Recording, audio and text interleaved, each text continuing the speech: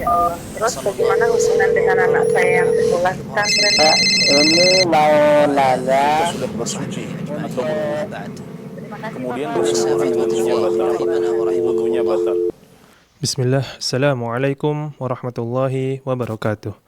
Alhamdulillah, salatu wassalamu ala rasulillah wa ala alihi wa sahbihi wa man walah wa la hawla wa la quwata illa billah amma ba'd. Ahlan wa sahlan wa marhaban bikum, pemirsa dan penyimak Fatwa TV dimanapun Anda berada. Alhamdulillah, senang sekali dapat menyapa Anda semua dalam program acara favorit kita, tentunya live interaktif dengan tema konsultasi Islam bersama guru kita, Al-Ustadz Dr. Musyafa' Ad-Darini, hafizahullahu ta'ala, yang mana beliau merupakan anggota Dewan Fatwa Perhimpunan Al-Irsyad. Salawat serta salam tak lupa kita curah limpahkan kepada Nabi kita, Nabi Muhammad sallallahu alaihi wasallam, dan juga kepada keluarganya, sahabat-sahabatnya, dan orang-orang yang mengikuti beliau dengan baik hingga hari kiamat. Dan Alhamdulillah, Ustadz telah tersambung bersama kami di studio. Kita sapa terlebih dahulu. Assalamualaikum Ustadz. Waalaikumsalam warahmatullahi wabarakatuh. Bagaimana kabarnya Ustadz? Alhamdulillah, bi khairin wa afiyah. Mudah-mudahan antum, pemirsa juga demikian. Amin. Siap Ustadz ya, menjawab pertanyaan-pertanyaan yang masuk nantinya Ustadz. Insyaallah. Masya Allah. Allah yubarik fikum Ustadz. Wafikum barakallah. Alhamdulillah, Ustadz dalam keadaan baik, dan tak lupa kita doakan Ustadz-Ustadz kita yang lainnya agar senantiasa dalam keadaan sehat dan selalu dalam lindungan Allah Subhanahu wa Ta'ala, agar kedepannya dapat senantiasa memberikan faedah ilmu yang bermanfaat bagi kita semua. Amin, amin ya Rabbal Alamin. Pemirsa dan penyimak Fatwa TV dimanapun Anda berada, juga kami informasikan bahwasanya live interaktif ini juga disiarkan di beberapa stasiun radio. Di antaranya ada Radio MDFM Probolinggo, Radio Binbas Yogyakarta, Radio Sahabat Tegal, Radio Hang FM Batam, Radio Amuba Pangkal Pinang, Radio Sago FM Sumatera Barat, Radio Gema FM Bontang, Radio Al-Hikmah Banyuwangi, Radio Tuah FM Riau, dan Radio Mas FM Sragen. Dan kami juga mengajak pemirsa dan penyimak Fatwa TV dimanapun Anda berada untuk bergabung bersama kami, berinteraksi langsung bersama Ustadz, bertanya melalui layanan interaktif kami di 0821 706087. Sekali lagi di 0821 706087. Baik, berikutnya sebelum masuk ke sesi tanya jawab, kita dengarkan nasihat singkat dari Ustadz terlebih dahulu. Kepada Ustadz, kami persilahkan. Bismillahirrahmanirrahim. Alhamdulillah. Wassalatu wassalamu ala Rasulillah wa ala alihi wa sahbihi wa man tabi'ahudah. Para jemaah sekalian, kaum muslimin dan kaum muslimat, khususnya para pemirsa Fatwa TV yang semoga dimuliakan dan dirahmati oleh Allah Subhanahu wa Ta'ala. Pada kesempatan yang singkat ini, saya ingin membacakan satu hadis dari sahabat Anas ibn Malik radhiyallahu anhuma yang diriwayatkan oleh Imam Bukhari dan Imam Muslim dalam dua kitab sahih keduanya.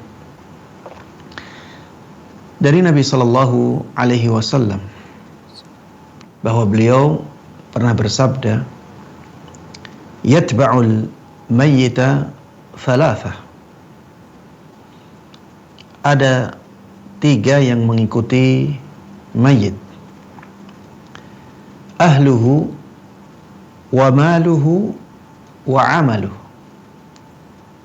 Keluarganya, hartanya, ada yang menafsiri harta ini adalah budaknya, dan amalnya. Maksudnya, orang yang meninggal ketika diantarkan ke kuburan, maka ada tiga hal yang mengikutinya. Yang pertama adalah keluarganya. Kerabat-kerabatnya akan mengantarkannya sampai ke kuburan. Begitu pula hartanya. Ada yang menafsiri budaknya. Budak yang dia miliki saat dia hidup juga akan mengantarkannya sampai ke kuburan. Dan yang ketiga adalah amalannya. Amalan dia akan dia bawa sampai ke kuburan. Fayarji'u ithnani wa yabqa wahid. Setelah itu 2 dari 3 kembali ke rumah, dan ada 1 yang tersisa, dia yang membersamai mayit itu. Yarji'u ahluhu wa mahluhu. Yang kembali adalah keluarganya dan hartanya, yaitu, atau ada yang menafsiri, budaknya. Wa yabqa amaluh. Dan yang tersisa bersama dia adalah amalnya. Para jemaah sekalian rahimana wa rahimakumullah, hadis ini mengingatkan kita akan pentingnya kita memperbanyak amal-amal kebaikan. Karena ternyata yang setia membersamai kita hanyalah amalan kita saja.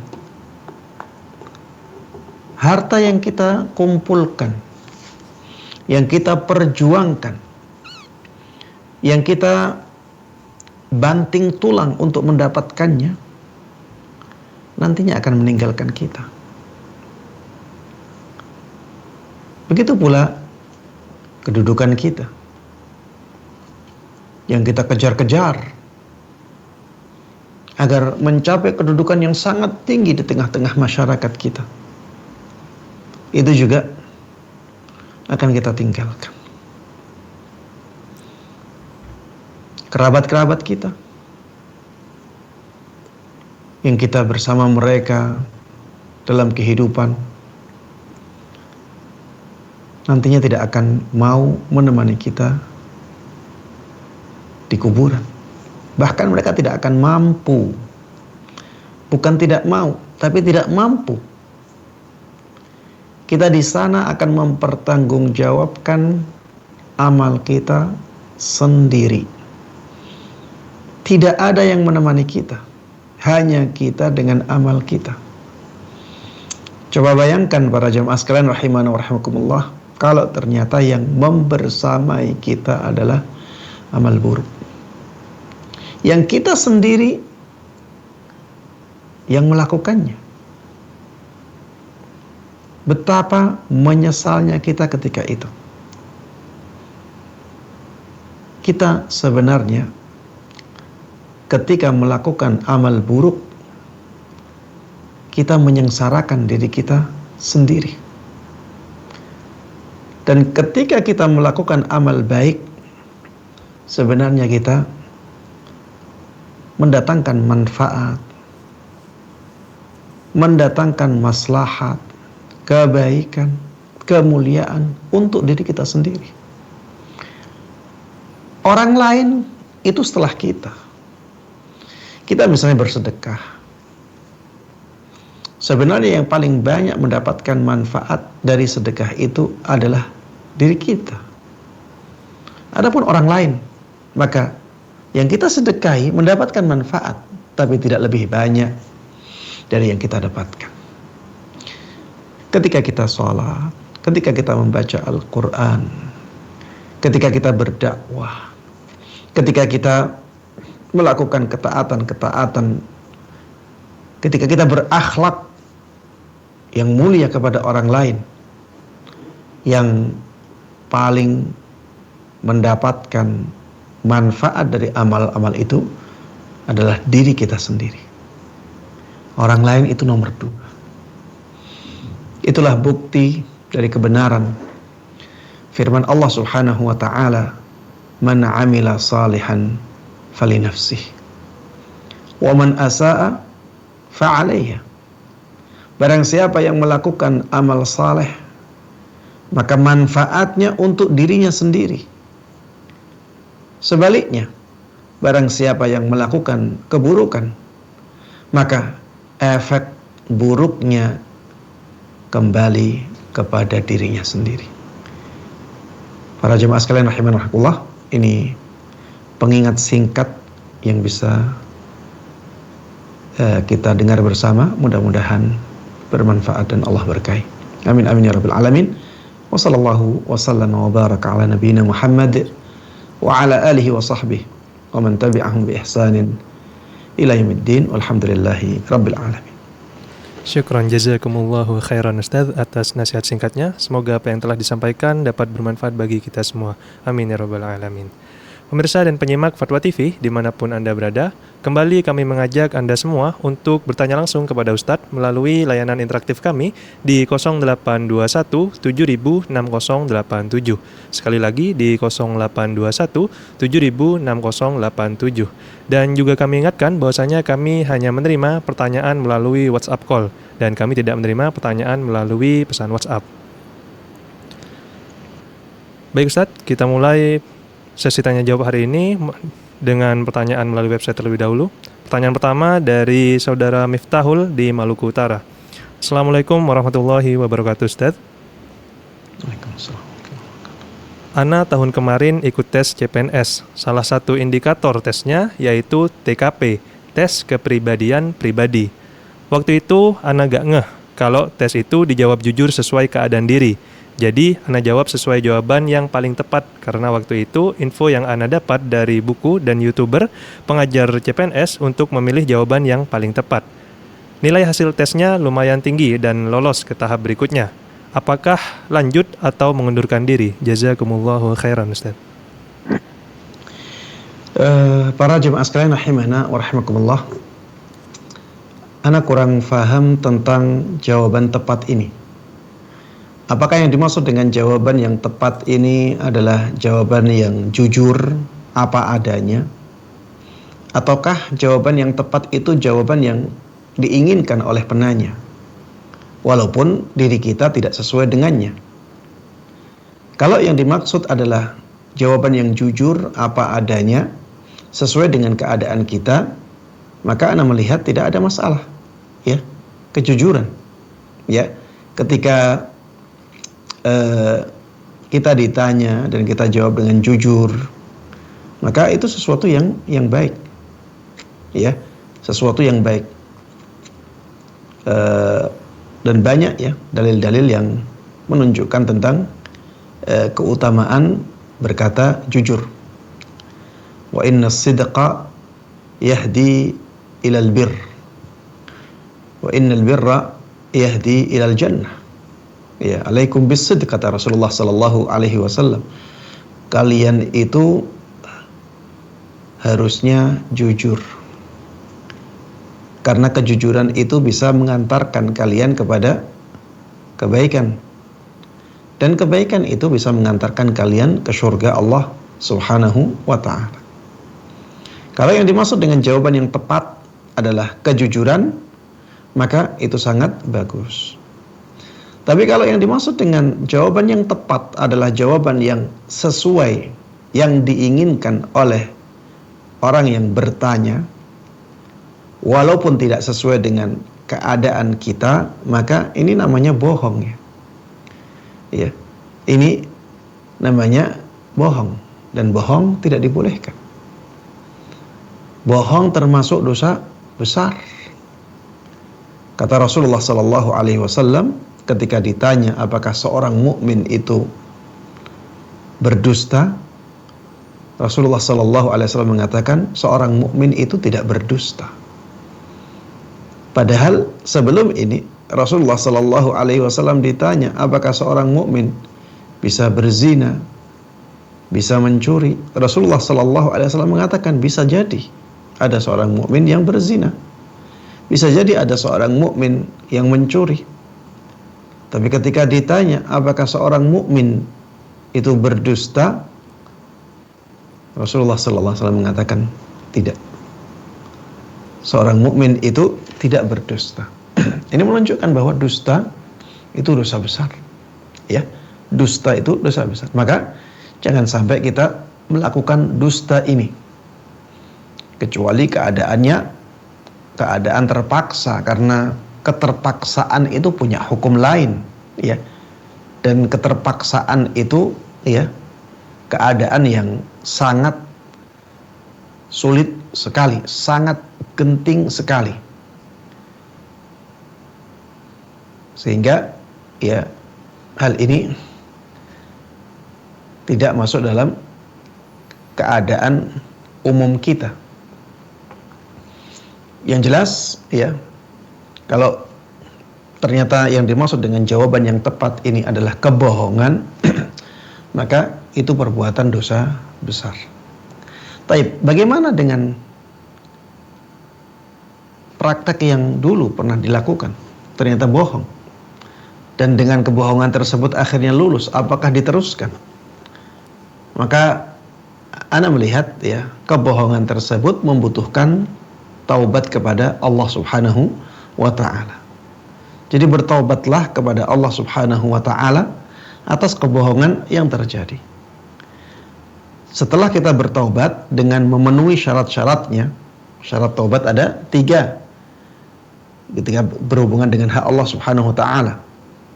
Yang pertama, menyesali perbuatan itu. Yang kedua, meninggalkannya. Yang ketiga, bertekad kuat untuk tidak melakukannya lagi. Ketika 3 syarat ini terpenuhi, ya, maka semoga Allah Subhanahu wa taala mengampuni dosa yang telah lalu. Kemudian apakah meneruskan? Ana menjawab, silahkan untuk diteruskan dan jangan berbohong. Ya. Apa adanya saja. Diterima, alhamdulillah. Tidak diterima juga alhamdulillah. Mungkin saja memang itu bukan tempat yang cocok untuk kita. Jangan sampai kita berbohong ya ketika melewati tes-tes yang demikian, ya. Demikian Allah taala alam. Barakallahu fikum.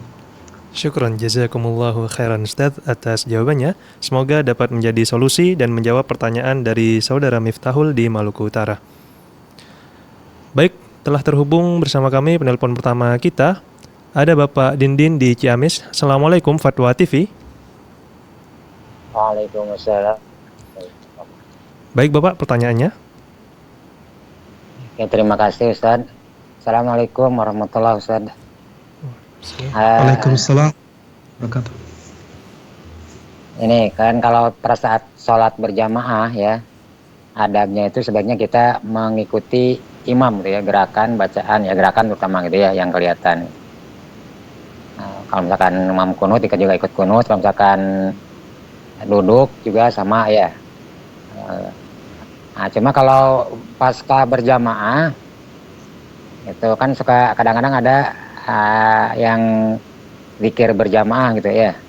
Nah, apakah kita yang tidak sependapat dengan imam ikut imam gitu ya, mengikuti imam, atau kita memisahkan diri gitu? Jadi pasca sholat berjamaahnya gitu, zikir berjamaahnya kita makmum ikutan imam atau enggak gitu? Sebaiknya itu aja Ustaz. Terima kasih, ditunggu jawabannya. Jazakallah khairan katsira. Assalamualaikum warahmatullahi wabarakatuh. Waalaikumsalam warahmatullahi wabarakatuh. Baik Ustaz, silakan. Masya Allah ya, pertanyaan bagus dari Pak Dindin di Ciamis. Jazakumullah khairan atas pertanyaannya. Iya, Pak Dindin tadi membicarakan masalah mengikuti imam. Di dalam hadis Nabi sallallahu alaihi wasallam disebutkan, innama ju'ilal imamu liyu'tamma bihi. Imam itu dijadikan sebagai imam, tujuannya adalah untuk diikuti. Itulah tujuan imam dijadikan sebagai imam, agar makmumnya itu mengikuti. Dan Pak Didin juga tadi menyinggung masalah kunut ya, ketika imamnya kunut maka kita juga sebaiknya mengikuti imam walaupun kita tidak sependapat dengan amalan kunut tersebut. Tapi karena kita statusnya sebagai makmum ya, maka kita sebaiknya tetap mengikuti imam sebagai bentuk pengamalan dari hadis Nabi sallallahu alaihi wasallam, innama ju'ilal imamu liyu'tamma bihi. Kemudian Pak Dindin bertanya tentang bagaimana kalau misalnya zikir berjamaah setelah sholat, apakah berlaku hal yang sama? Jawabannya tidak demikian ya. Karena zikir itu sudah bukan termasuk sholat. Zikir itu sudah bukan termasuk sholat. Dan yang dimaksud dalam hadis tersebut adalah yang berkaitan dengan sholat. Makanya ketika misalnya imamnya sebelum sholat tidak wudhu, maka makmumnya tidak disyariatkan untuk mengikuti imamnya. Maksudnya tidak wudhu sini tidak memperbarui wudhunya, karena ada sunnah memperbarui wudhu setiap masuk waktu sholat dan kita ingin menjalankan sholat fardu. Itu disunahkan memperbarui wudhu walaupun kita sebelumnya belum batal, tapi ada sunnah memperbarui wudhu. Ya, kalau misalnya imamnya tidak menjalankan sunnah tersebut, apakah makmumnya dianjurkan untuk mengikuti imamnya? Jawabannya tidak demikian. Itu belum masuk sholat. Kalau misalnya imamnya melafalkan niat dan makmumnya tidak setuju dengan amalan melafalkan niat, karena Rasulullah SAW dahulu tidak pernah memberikan contoh yang seperti itu, ya maka makmum tidak dianjurkan untuk mengikuti imamnya. Kenapa? Karena itu masih di luar sholat. Ya, itu masih di luar sholat.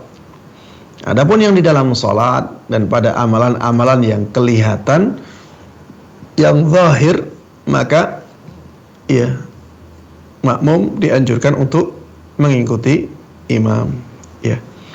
Baik, zikir berjamaah setelah sholat, ya itu bukan bagian dari sholat. Ya, sehingga makmum yang tidak sepakat dengan amalan tersebut dan melihatnya sebagai amalan yang tidak sesuai dengan tuntunan Nabi Sallallahu Alaihi Wasallam tidak boleh mengikutinya. Bukan tidak dianjurkan mengikutinya, tapi tidak boleh mengikutinya. Karena memang tidak ada keharusan mengikuti imam setelah sholat. Tidak ada anjuran mengikuti imam setelah sholat. Maka makmum yang menganggapnya sebagai amalan yang disebut bid'ah oleh Nabi Sallallahu Alaihi Wasallam, amalan yang tidak ada tuntunannya dari beliau itu, ya harusnya tidak mengikutinya, harusnya meninggalkannya. Ya, kalau misalnya kepingin langsung sholat ba'diyah, silahkan menjalankan sholat ba'diyah. Kalau misalnya ingin berzikir sendiri, ya membaca wirid sendiri tanpa mengikuti mereka, ya silahkan duduk di sana, tetap duduk, tapi kita baca zikir sendiri, tidak mengikuti imamnya. Ya, itu pilihan-pilihan yang bisa kita pilih, ya, bisa kita lakukan. Demikian, wallahu ta'ala a'lam. Syukran jazakumullahu khairan Ustaz atas jawabannya. Semoga dapat menjadi solusi dan menjawab pertanyaan dari Bapak Dindin di Ciamis. Baik, berikutnya kembali terhubung bersama kami Bapak Jamal di Pekanbaru. Assalamualaikum Fatwa TV. Assalamualaikum. Waalaikumsalam warahmatullahi wabarakatuh. Baik Bapak, pertanyaannya. Ini pertanyaannya berkenaan dengan imam di belakang makmum. Kejadiannya di Masjidil Haram, kalau salat maghrib dengan isya, imamnya di belakang, di bumbung Masjidil Haram, sedangkan makmumnya di samping Ka'bah. Baik Bapak. Ya. Lalu pertanyaannya Bapak. Assalamualaikum. Ya. Halo Bapak. Halo, Assalamualaikum. Waalaikumsalam. Pertanyaannya Bapak. Pertanyaannya imam di belakang makmum itu maksudnya. Ya. Apakah makmum sholatnya sah gitu? Apakah yang seperti itu dibolehkan gitu ya? Ya, di Masjidil Haram, kalau di Masjidil Haram waktu maghrib dengan isyanya di belakang makmum itu yang ada bumbungnya, sedangkan makmumnya berdekatan dengan Ka'bah. Ya. Sudah cukup Bapak? Cukup? Ya, Baik Ustaz, silahkan. Ya, para jemaah sekalian rahimakumullah, terima kasih kepada Pak Jamal yang mengajukan pertanyaan. Apakah boleh seorang makmum berada di depan imamnya atau lebih dekat atau lebih ke depan daripada imamnya? Jawabannya pada asalnya tidak boleh ya. Pada asalnya makmum itu harus di belakang imam atau maksimal sejajar dengan imam. Maksimal sejajar dengan imam. Kalau di depannya lagi, ini tidak dibolehkan kecuali keadaan darurat ya, sebagaimana dikecualikan dalam mazhab Maliki hal ini. Ya. Dalam mazhab Maliki ada pengecualian ketika keadaannya darurat, tidak ada tempat lain ya. Maka boleh, kalau tidak seperti itu maka tidak boleh. Tapi ya, Anda melihat yang lebih hati-hati, kita tetap berusaha semaksimal mungkin untuk berada di belakang imam atau minimal sejajar dengan imam. Bagaimana dengan di Masjidil Haram? Apakah hukumnya sama? Jawabannya, hukumnya tidak sama. Hukumnya tidak sama. Jadi ada pengecualian di Masjidil Haram. Makmum boleh lebih dekat dengan Ka'bah daripada imam.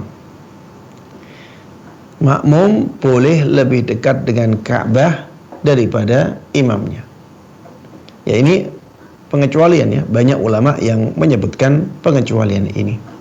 Ya, karena ya kita menghadapnya ke Ka'bah dan kita berada di dekat Ka'bah, maka tidak masalah apabila makmumnya itu lebih dekat dengan Ka'bah daripada imamnya. Wallahu ta'ala a'lam. Syukran, jazakumullahu khairan Ustaz atas jawabannya. Semoga dapat menjadi solusi dan menjawab pertanyaan dari Bapak Jamal di Pekanbaru. Baik, kembali terhubung bersama kami penanya berikutnya, Bapak Adi di Solo. Assalamualaikum Fatwa TV. Waalaikumsalam Pak. Baik Bapak, pertanyaannya? Ya, sebelumnya saya ingin mengajukan pertanyaan Pak, terkait karena pertanyaan ini membuat saya gelisah gitu Pak, dan juga was-was terkait pekerjaan saya Pak. Baik. Itu Pak. Ya Pak, jadi gini Pak, saya saat ini bekerja di perusahaan Pak. Ya. Dengan sebagai agent Pak. Dengan tugas tiap hari dari perusahaan memberi target kepada saya untuk menyelesaikan 600 case dari customer Pak. Ya. Itu. Jadi tiap case itu tugasnya adalah membandingkan dua produk antar e-commerce. Apakah itu barangnya sama, atau barang yang berbeda, atau barang yang berbeda gaya, atau berbeda pola, atau berbeda merek gitu Pak, dan lain-lain gitu Pak, yang sesuai SOP yang sudah ada Pak. Gitu. Nah, jadi untuk memastikan kualitas, maka akan dilakukan quality control Pak, secara random sampling gitu Pak. Jadi sistemnya adalah nanti ada satu case yang kena random sampling, itu akan dikerjakan 3 orang Pak. Ya. Ada orang pertama, orang kedua, dan orang ketiga Pak, gitu. Nah, kami semua bertim, satu tim sekitar 40-50-an orang Pak. Nah, untuk agar menghindari tabrakan Pak antar case, akhirnya kami semua janjian gitu Pak, untuk melakukan pengecekan sebelum disubmit Pak. Jadi kan ada satu case nih, misal kita kerjain apa ya, kemudian kita kasus ya, case itu kemudian apa kita kasus. Ya, yang dimaksud dengan iya, case Pak. itu apa? Itu Pak, tugas Pak, tugas. Jadi Jadi tugas case itu adalah tugas untuk membandingkan dua produk gitu Pak. Itu. Nah itu kan kita disampling Pak untuk memastikan itu kan dari 600 tugas Pak tiap hari. Jadi untuk memastikan kualitasnya maka dilakukan quality control Pak gitu. Nah sistem quality control ini akan dikerjakan 3 orang Pak gitu. Orang pertama, orang kedua, dan orang ketiga gitu Pak. Nah untuk agar akhirnya kita semua satu tim untuk melakukan agar sama gitu Pak jawabannya, akhirnya kita sebelum submit jawaban kita melakukan pengecekan Pak.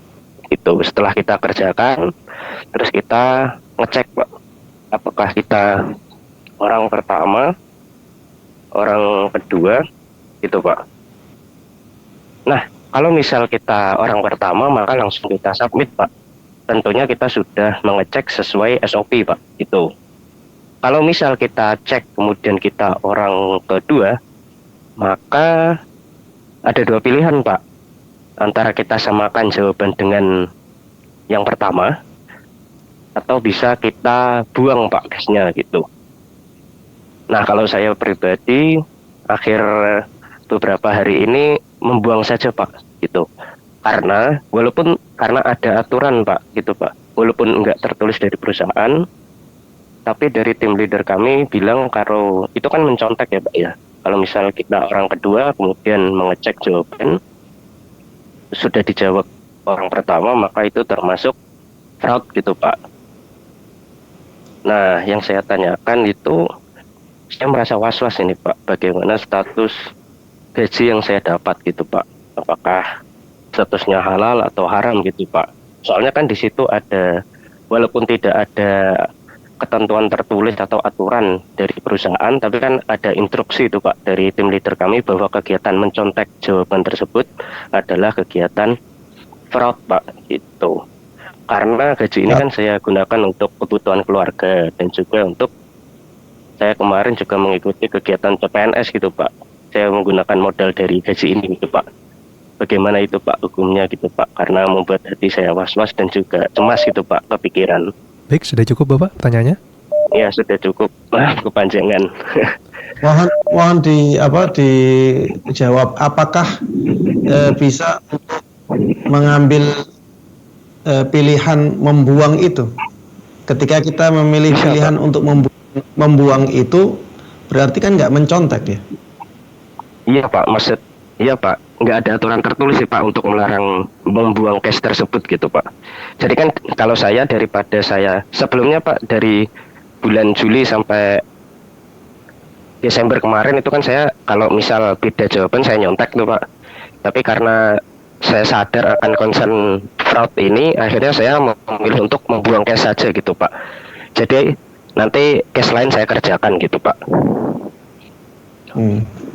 Iya. Ya, cukup. Baik Ustaz, silakan. Ini Pak, terima kasih. Bisa tanya ini perusahaan atau lembaga yang membawai atau menaungi, apakah swasta, apakah dari pemerintah? Swasta Pak, swasta semua Pak, baik dari perusahaan saya maupun customer juga swasta Pak. Tujuannya untuk untuk menjaga kualitas produk yang dijual di Iya Pak, jadi kan online. Iya Pak, jadi kan e-commerce itu kan banyak barang ya Pak ya. Jadi kami membandingkan satu barang satu e-commerce dengan e-commerce lain gitu loh Pak. Apakah ada barang yang sama atau barang yang berbeda gitu Pak. Sistemnya seperti itu Pak. Iya, para jemaah sekalian rahimana rahimakumullah, apabila hal tersebut dilarang ya, kemudian kita langgar ya, maka di situ ada di situ menjadikan kita berdosa ya. Kita berdosa karena kita melanggar syarat, kita melakukan hal-hal yang terlarang. Dan di dalam hadis Nabi Shallallahu Alaihi Wasallam disebutkan al-muslimuna ala syurutihim. Kaum muslimin itu harus berjalan di atas syarat-syarat yang dibuat oleh mereka, ya. Bagaimana perjanjian-perjanjian yang dibuat, maka perjanjian tersebut harus ditegakkan. Tidak boleh kita melanggarnya. Kalau kita melanggar perjanjian tersebut, maka ya kita berdosa. Kita melanggar hak dari saudara kita. Dan ini juga akan mempengaruhi kehalalan gajinya. Karena gaji itu dia dapatkan dari perbuatan itu. Kalau ternyata perbuatannya itu diharamkan, maka otomatis ya gajinya juga akan dipengaruhi oleh hal tersebut. Bagaimana kalau sudah terlanjur ya? Kalau sudah terlanjur, maka banyak bertaubat kepada Allah Subhanahu wa ta'ala. Banyak bertaubat kepada Allah Subhanahu wa ta'ala atas kesalahan-kesalahan yang telah lalu. Kemudian apabila dimungkinkan untuk menyampaikan hal ini kepada orang yang mempekerjakan kita, maka sampaikan, minta untuk dihalalkan. Kalau tidak dimungkinkan, ya maka kita prosentase saja. Kita persentasekan berapa persen kita berbohong di situ. Berapa persen kita melakukan kebohongan di situ. Maka sesuai persentase itu kita keluarkan, ya, kita keluarkan gaji yang kita dapatkan. Kalau misalnya persentase kebohongan kita itu 30% misalnya, maka keluarkan dari gaji 30% untuk kita berikan kepada fakir miskin, atau kita salurkan ke fasilitas umum atau ke lembaga-lembaga yang mengumpulkan dana syubhat atau dana yang haram, ya, sehingga mereka bisa salurkan ke proyek-proyek yang boleh menggunakan dana itu, ya, seperti misalnya WC umum, ya, atau jalan umum, atau penerangan jalan, taman umum, dan seterusnya. Ini agar kita benar-benar bisa lebih hati-hati dalam mengambil harta. Kemudian kalau tadi dikatakan bahwa dengan uang itu akhirnya bapaknya daftar untuk jadi PNS, ya maka kalau misalnya diterima bagaimana Ustaz? Jawabannya tidak ada masalah, ya. Kalau dengan uang tersebut kemudian diterima sebagai PNS, dibolehkan untuk menjalankan tugas PNS-nya. Kemudian mendapatkan gaji dari situ tidak ada masalah, karena ya kita sudah bertaubat kepada Allah Subhanahu wa taala. Kemudian kita sudah keluarkan persentase dari gaji kita yang dulu, ya, kita sudah keluarkan itu sebagai bentuk usaha kita untuk membersihkan diri dari harta yang kemungkinan diharamkan. Ya demikian, wallahu taala a'lam. Syukran, jazakumullahu khairan Ustaz atas jawabannya. Semoga dapat menjadi solusi dan menjawab pertanyaan dari Bapak Adi di Solo. Baik, kembali terhubung bersama kami penanya berikutnya, Ibu hamba Allah di Bukit Tinggi. Assalamualaikum Fatwa TV. Baik Ibu, pertanyaannya. Ini Ustaz,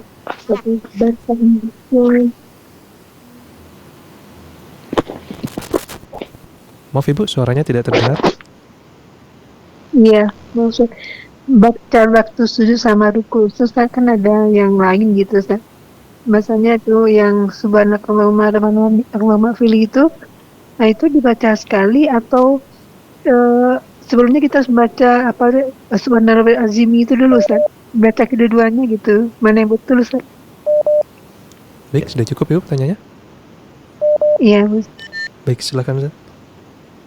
Ya, terima kasih atas pertanyaannya dari Ibu hamba Allah di Bukit Tinggi.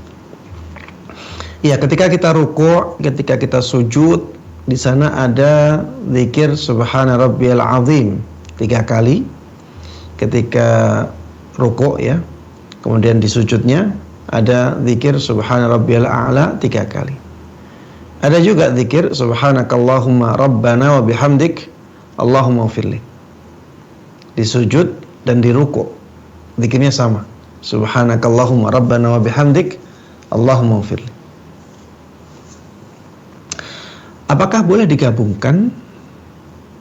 Ini ada perbedaan pendapat di kalangan para ulama. Ada yang mengatakan tidak disyariatkan untuk digabungkan.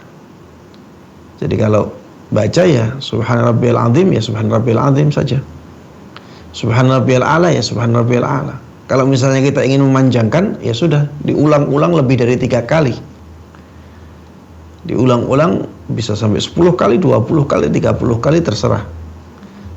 Sesuai dengan panjang rukuk.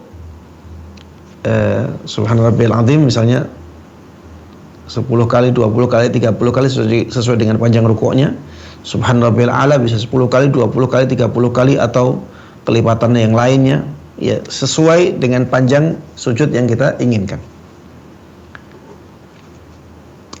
Ini pendapat yang pertama. Pendapat yang kedua, pendapat yang mengatakan boleh-boleh saja.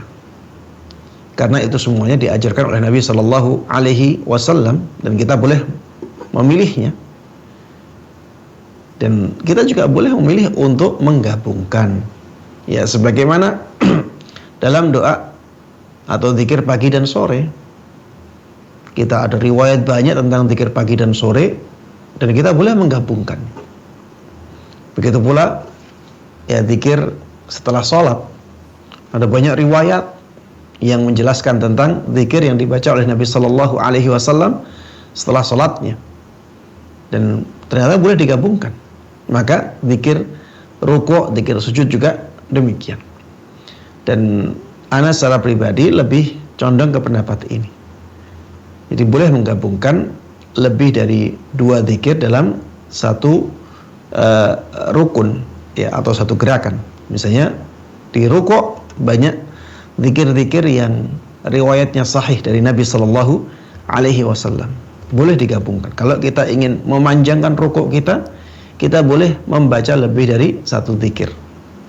Seperti misalnya Subhana Rabbiyal Azim 3 kali. Kemudian setelah itu kita baca Subhanakallahumma Rabbana wa bihamdik Allahumma ufirli. Ya.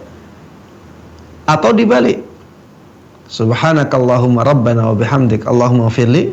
Setelah itu membaca Subhana Rabbiyal Azim, Subhana Rabbiyal Azim, Subhana Rabbiyal Azim. Ya, tidak ada masalah.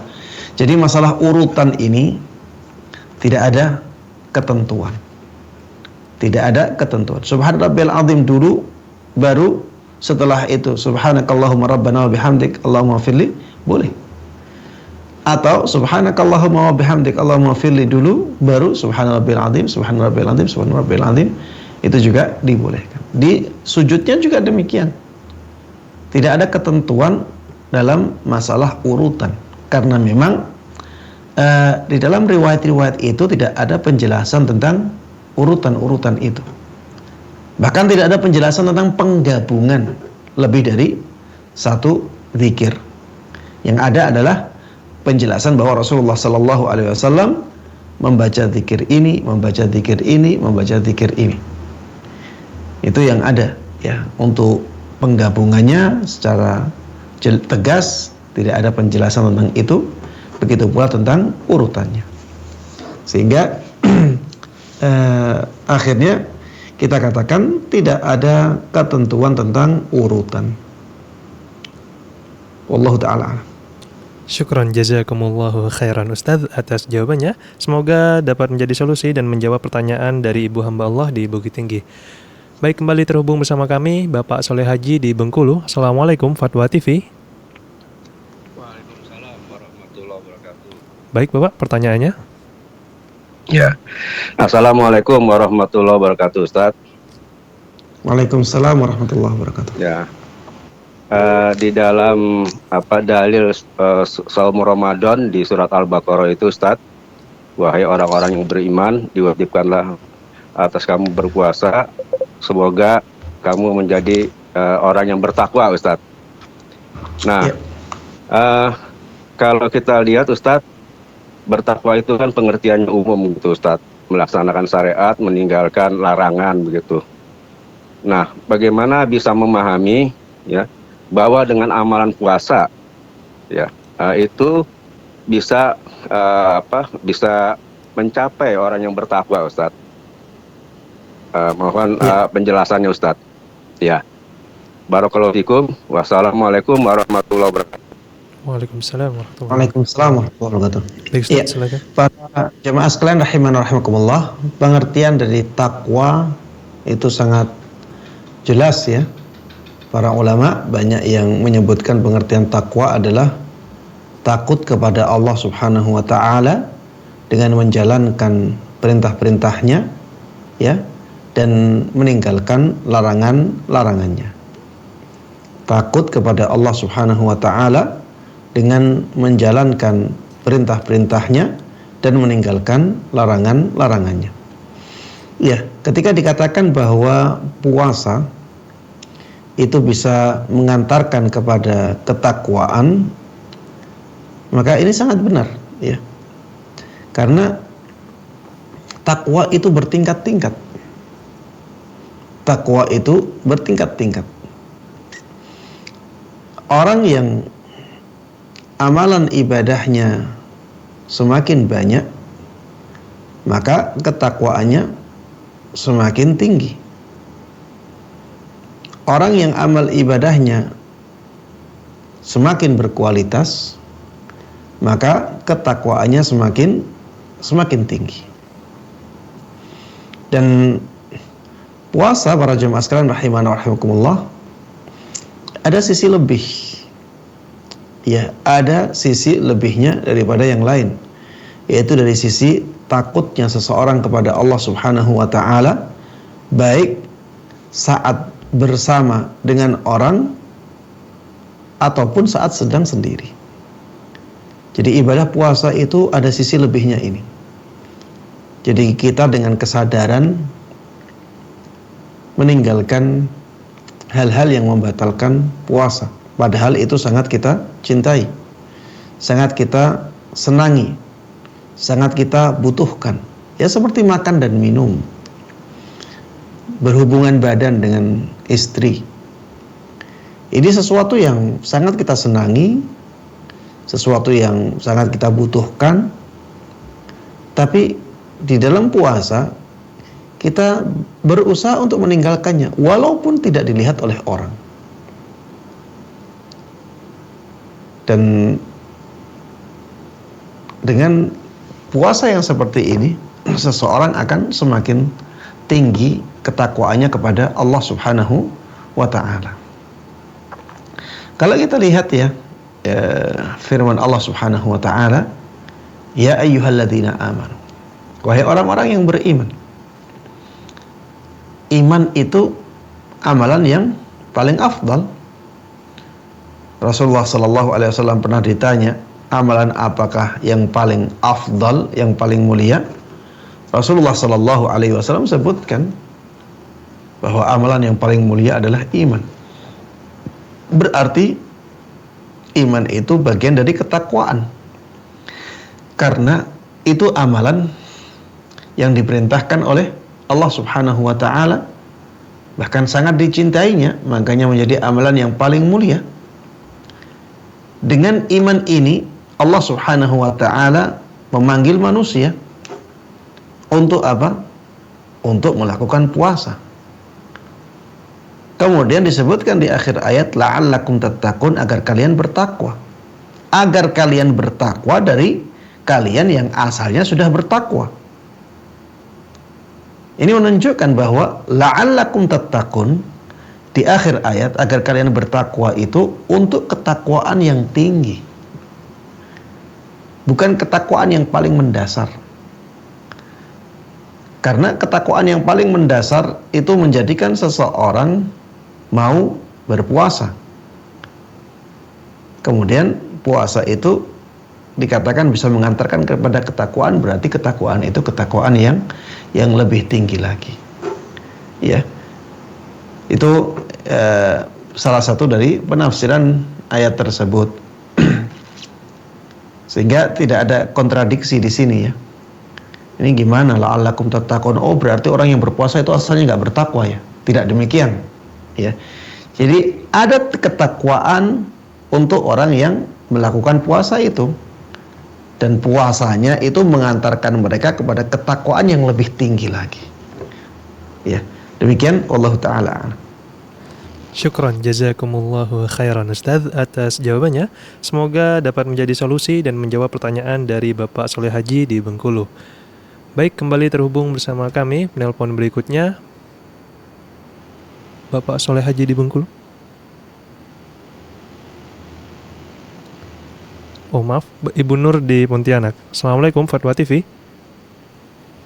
Waalaikumsalam warahmatullahi wabarakatuh. Baik Ibu, pertanyaannya. Assalamualaikum warahmatullahi wabarakatuh, Ustaz. Waalaikumsalam warahmatullahi wabarakatuh. Silakan Ibu Nur. Ustaz, saya izin bertanya mengenai fikih haid.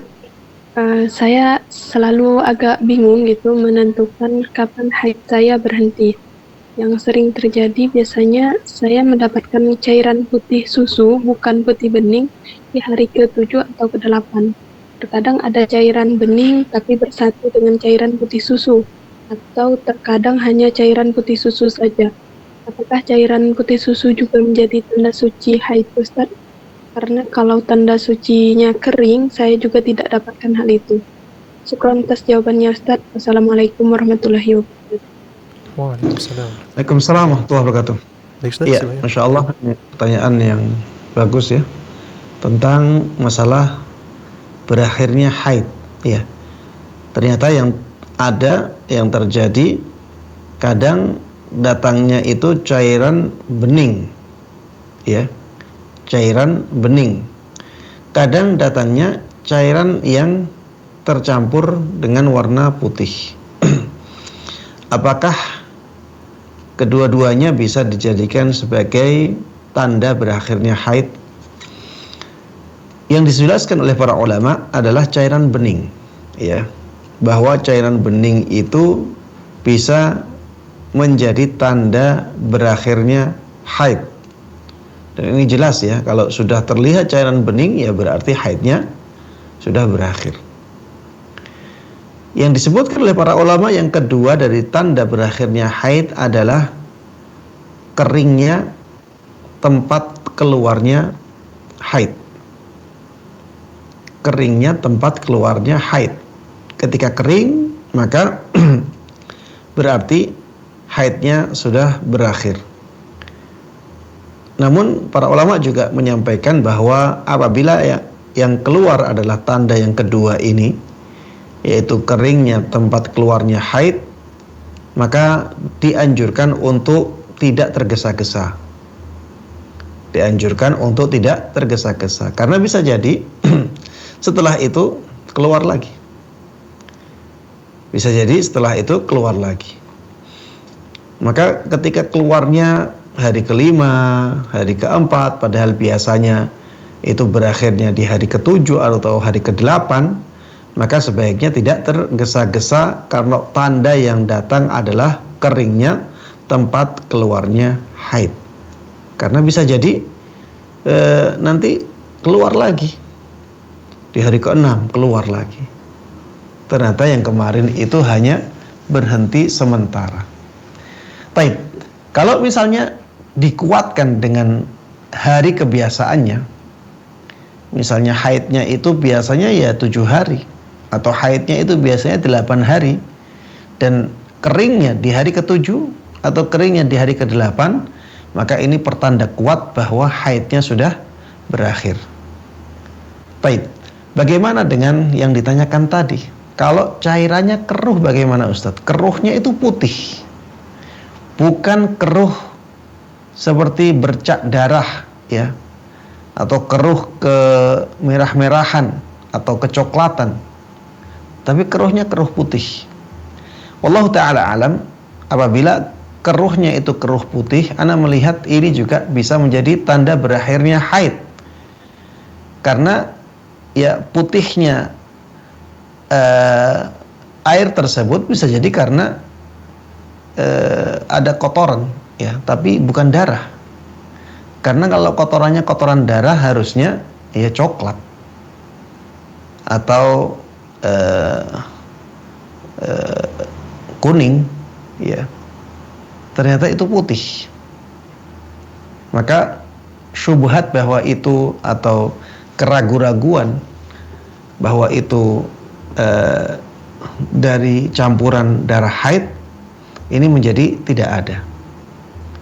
Sehingga Anda melihat yang seperti itu juga bisa dijadikan sebagai tanda berakhirnya haid, ya. Wallahu taala a'lam. Syukran jazakumullahu khairan Ustaz atas jawabannya. Semoga dapat menjadi solusi dan menjawab pertanyaan dari Ibu Nur di Pontianak.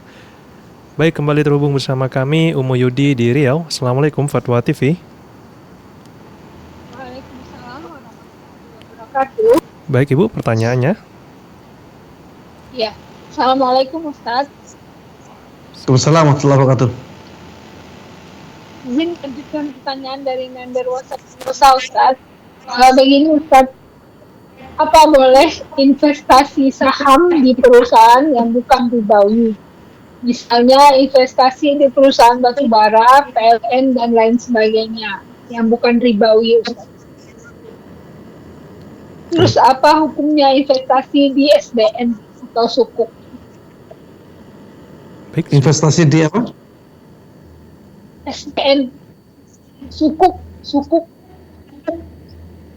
Nggak jelas suaranya, terputus-putus. Apa hukumnya investasi di SBN, di sukuk? Sukuk SBN. Sukuk, ya. Nah, itu aja Ustaz. Syukron. Ya, terima kasih atas pertanyaannya. Saya jawab singkat ya.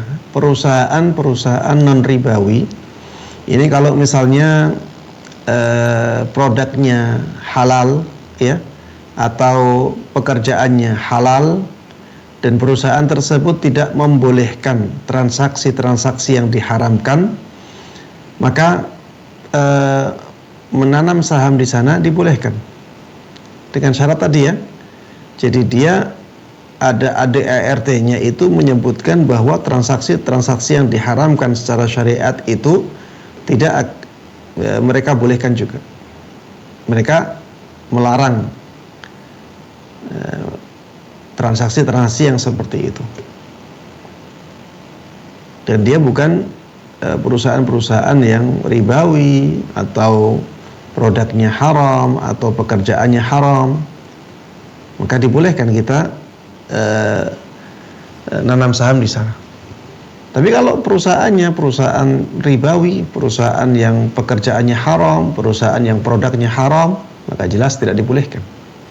Ada juga perusahaan yang produknya halal, pekerjaannya halal, tapi membolehkan transaksi-transaksi yang diharamkan, seperti misalnya minjam dari bank konven, boleh-boleh saja misalnya, sebagai modalnya. Maka perusahaan yang seperti ini tidak boleh kita nanam saham di sana. Kemudian sukuk juga demikian, ya. Sukuk, apabila sukuk itu sukuk yang syariah, ya, dan sukuk tersebut tidak ada sisi ribawinya, maka yang seperti itu dibolehkan. Dia sukuk tersebut tidak ada ribawi, pekerjaannya halal atau proyeknya itu halal, maka yang seperti ini dibolehkan. Wallahu ta'ala a'lam. Syukran jazakumullahu khairan Ustaz atas jawabannya. Semoga dapat menjadi solusi dan menjawab pertanyaan dari Ummu Yodi di Riau. Baik Ustaz, pertanyaan tadi merupakan pertanyaan terakhir sekaligus menjadi pertanyaan penutup pada kesempatan kali ini. Terima kasih atas ilmu dan waktunya. Semoga kita dapat kembali menyapa pemirsa di lain kesempatan. Amin ya rabbal alamin. Ya, demikian pemirsa dan penyimak Fatwa TV dimanapun Anda berada. Berakhir sudah perjumpaan kita pada kesempatan kali ini. Kami mohon maaf bagi Anda yang belum sempat kami bacakan pertanyaannya. Namun, Anda dapat terus mengikuti live interaktif ini mulai dari hari Senin sampai dengan hari Jumat. Dan kami juga mengajak kaum muslimin dimanapun Anda berada untuk bergabung bersama kami, berta'awun dalam syiar dakwah Islam melalui rekening aktif yang dapat Anda saksikan di layar kaca Anda. Baik, akhirnya kita tutup perjumpaan kali ini dengan doa kafaratul majelis. Subhanakallahumma wa bihamdika asyhadu an la ilaha illa anta astaghfiruka wa atubu ilaik. Assalamualaikum warahmatullahi wabarakatuh. Ya Allah. Terus bagaimana hubungan dengan anak saya yang sekolah pesantren? Ini mau nanya sudah bersuci atau belum?